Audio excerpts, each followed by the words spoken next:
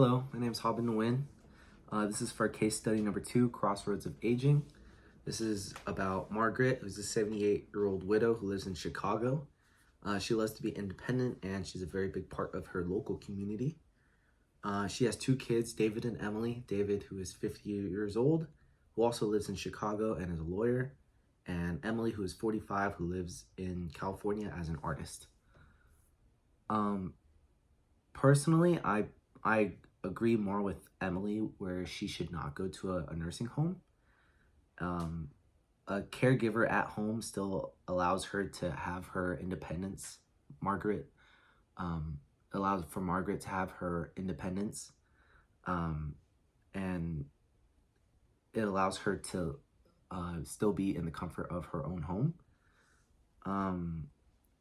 To me, it seems that both David and Emily are either unable to or are kind of avoiding their responsibility of taking care of their mother, because David still lives nearby, but since he's a lawyer, he's very busy, or you assume that he's very busy, and Emily lives in California, so she's physically unable to take care of her mother. I think that both should be coming home more often to visit Margaret and to just help her out whenever she needs, since she is getting into more accidents at home. I think Emily's proposal of having a caregiver at home without selling the house is much more agreeable than David's proposal of putting Margaret into a nursing home and selling the house. With a caregiver, it still allows for Margaret to maintain some of her autonomy, and she's still able to, go out and do things, whether, at pretty much any time, because at a nursing home, she really wouldn't be able to leave at all, and she's under constant watch. So at a nursing home, she doesn't get the independence that she desires. Although with nursing homes and caregivers, it's still not like 100% a guarantee of safety. It's just she gets more watch, so it is safer. For question 1, autonomy versus safety, I think having someone at home to monitor her allows Margaret to do whatever she still wants to, especially since it will be in the comfort of her own home. But as I said earlier, a nursing home would remove that ability to leave or do what she wants to do. She also wouldn't really have the ability to go out and still be a part of her local community. So with a caregiver, it doesn't really have to be 24-hour watch. She could go out, and then caregiver could come in, and then they would be together. It is safer for her to be in a nursing home because of that constant watch, but it is at the expense of her autonomy. For question 2, the financial decisions. Typically, hiring a caregiver is cheaper than putting her into a nursing home, although both can be very expensive, which does affect the potential inheritance for both David and Emily. Having that help would mean that they lose some of their potential inheritance, but I feel that David doesn't need it as much as Emily does, because David is a lawyer and he's living in Chicago, while Emily is an artist in California, where things are a lot more expensive. So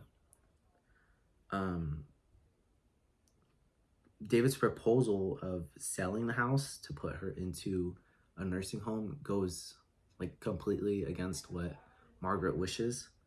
Um, but with a caregiver, like Emily said, then she's able to um, keep her house and keep her comfort. For question 3, the family dynamics. Um, both David and Emily want the best, well, the safety of her mother. They want the safest option, and neither are at home to take care of her that often because Emily's in California, and then David's. It doesn't specify that David's busy being a lawyer, but that's what you assume. But they both should come home to help Margaret since she is 78 already. And it would just be best to make the rest of her life as comfortable and happy as they can.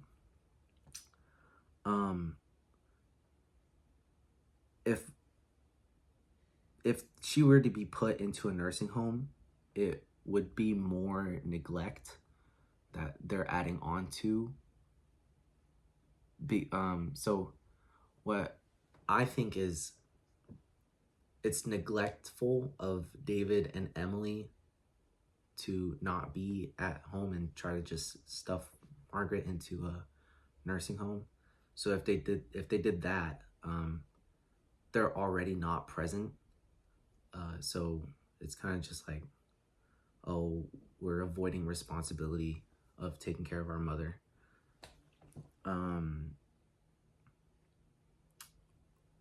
Margaret is still like able and functioning. She does get into accidents somewhat, so it doesn't really make sense for her to have a complete 24-hour like watch at a nursing home.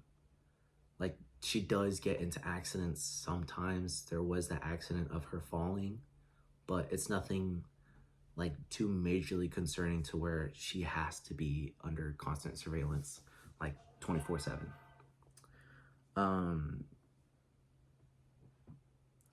I think David should let go of the idea of selling the house.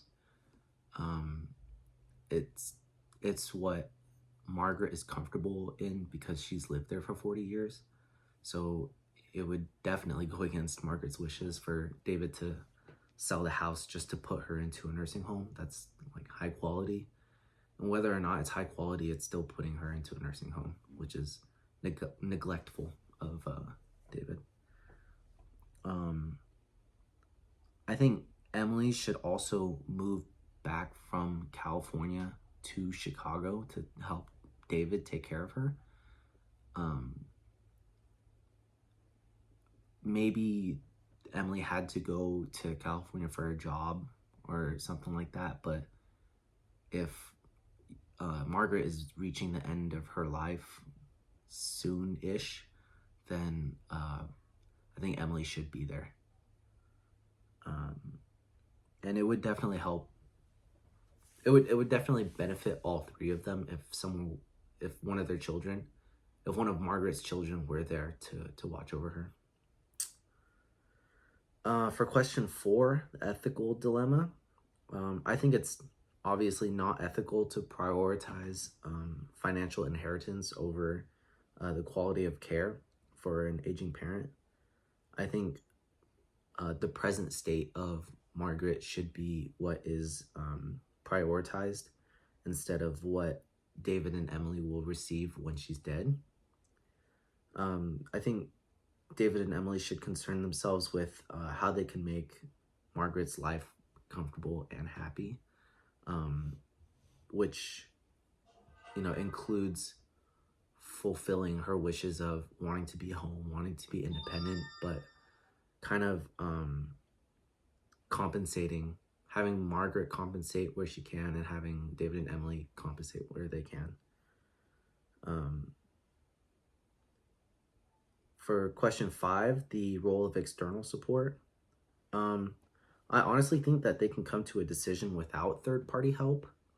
Um, it's more so that uh, David's ideas are more drastically different than what Margaret and Emily want to. So if they were to be able to convince David otherwise, like instead of putting her into a nursing home, have the help come to her, um, I think they would be able to come to a decent decision.